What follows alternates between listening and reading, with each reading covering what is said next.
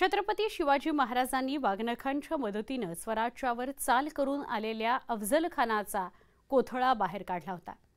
शिवरायांची he वाघनख लंडनमधील Victoria and Albert संग्रहालयामध्ये ठेवण्यात आली होती। हीच वाघनख आता राज्य सरकारने भारतात आणली आहे। विशेष विमानाने ही वाघनख सकाळी मुंबईत पोहोचली, त्यानंतर ती साताऱ्यात आणण्यात आली। साताऱ्यामध्ये छत्रपती शिवाजी महाराज प्राचीन वस्तू संग्रहालयात ही वाघनख ठेवली जाणार आहे। या निमित्ताने मुख्यमंत्री एकनाथ शिंदे यांच्या उपस्थितीत भव्य दिव्य असा सोहळाही आयोजित करण्यात आलाय। ही वाघनख पुढील 3 वर्षांकरता भारतातच असणार आहेत। महाराष्ट्रातील 4 संग्रहालयात ही वाघनख प्रदर्शनाकरता ठेवली जाणार आहे।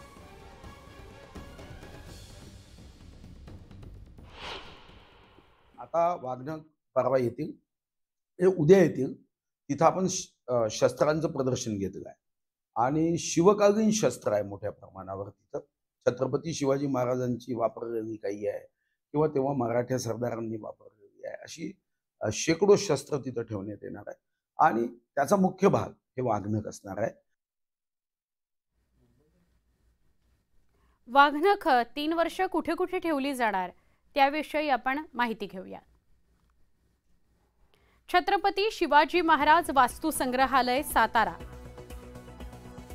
नागपुरातील शासकीय संग्रहालय, लक्ष्मी विलास पॅलेस कोल्हापूर, छत्रपती शिवाजी महाराज वस्तू संग्रहालय मुंबई, दिल्लीचं शासकीय वस्तू संग्रहालय,